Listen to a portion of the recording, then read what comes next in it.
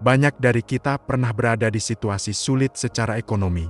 Penghasilan bulanan terasa tidak cukup untuk memenuhi kebutuhan sehari-hari. Wajar kalau muncul rasa panik, stres, bahkan bingung harus melakukan apa. Tapi, kabar baiknya, kondisi seperti ini bisa kita atasi. Bahkan, kalau ditangani dengan benar, bisa jadi titik balik menuju kondisi finansial yang lebih baik.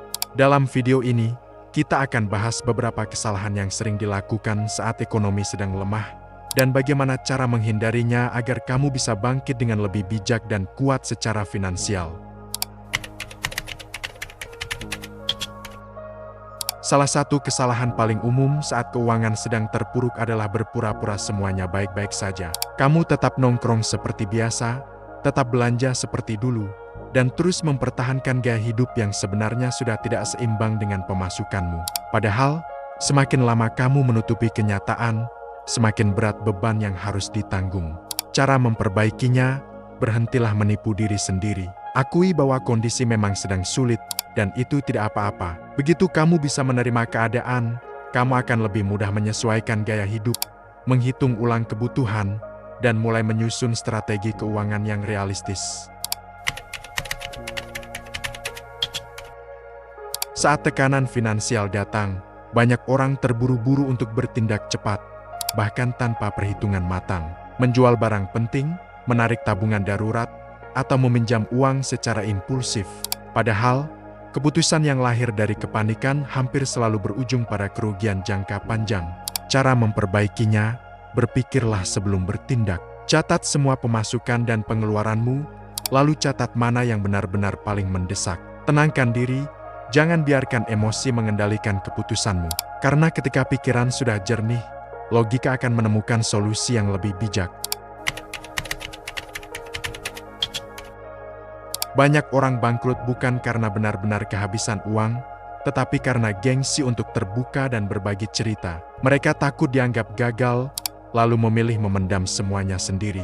Padahal, terkadang solusi kecil atau bantuan sederhana bisa membawa perubahan besar. Cara memperbaikinya, mintalah bantuan dengan bijak, bukan karena putus asa, tapi karena ingin mencari jalan keluar. Ceritakan kondisimu pada orang yang bisa dipercaya, bukan untuk dikasihani, melainkan untuk mendapatkan perspektif baru. Siapa tahu, dari obrolan itu muncul saran, peluang kerja, atau jaringan yang bisa membuka jalan menuju pemulihan finansialmu. Setelah keuangan terpuruk, banyak orang mulai menyalahkan diri sendiri. Seandainya dulu aku lebih hemat, kalau saja aku nggak investasi di situ. Pikiran-pikiran seperti itu memang wajar, tapi kalau dibiarkan, rasa bersalah justru membuat kita kehilangan motivasi dan tenggelam lebih dalam keterpurukan.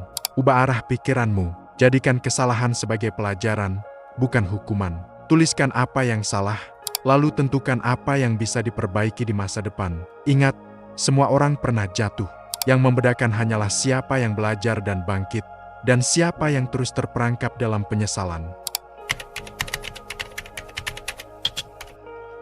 Banyak orang yang sedang krisis hanya fokus pada bagaimana bertahan minggu ini, tanpa tahu mau kemana setelahnya. Tanpa rencana kecil yang konkret, kamu mudah kehilangan arah dan motivasi.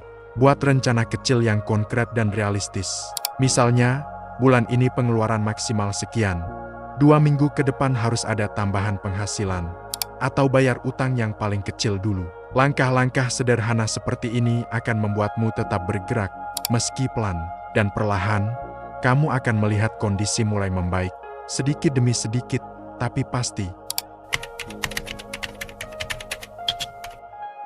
Saat stres karena masalah keuangan, banyak orang mulai kehilangan keseimbangan. Sulit tidur, makan tidak teratur, menarik diri dari lingkungan. Padahal, ketika mental dan fisik tidak sehat, kemampuan kita mengambil keputusan pun ikut menurun, dan itu justru bisa memperburuk keadaan finansial. Rawat dirimu seperti kamu merawat pekerjaanmu. Tidur yang cukup, makan seadanya tapi bergizi, dan sisihkan waktu untuk menenangkan pikiran. Ingat, stabilitas finansial berawal dari stabilitas mental. Ketika pikiranmu tenang, kamu bisa berpikir lebih jernih, dan dari sanalah keputusan-keputusan bijak akan lahir. Kalimat seperti, Aku memang gak beruntung, atau hidupku selalu sial, sering muncul tanpa sadar. Pikiran seperti ini perlahan membuatmu berhenti berusaha dan menjadikan krisis finansial seolah identitas, bukan sekadar fase yang bisa dilewati. Ubah narasi dalam kepalamu.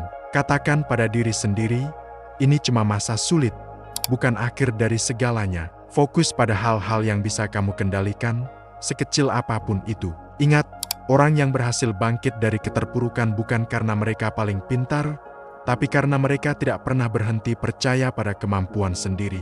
Terpuruk secara finansial memang menyakitkan, tapi bukan akhir dari segalanya. Di balik rasa takut, malu, dan kecewa, selalu ada ruang untuk belajar menjadi lebih bijak. Jangan buru-buru menyelamatkan situasi, selamatkan dulu cara berpikirmu. Karena begitu kamu bisa berpikir jernih di tengah krisis, uang bukan lagi masalah utama. Kamu sudah punya kekuatan yang lebih mahal, kemampuan untuk bangkit dari keterbatasan. Terima kasih sudah menonton, semoga bermanfaat dan menginspirasi. Share ke orang yang kamu sayang, subscribe dan nyalakan loncengnya agar mendapat pengingat motivasi inspirasi setiap hari. Sampai jumpa di video berikutnya.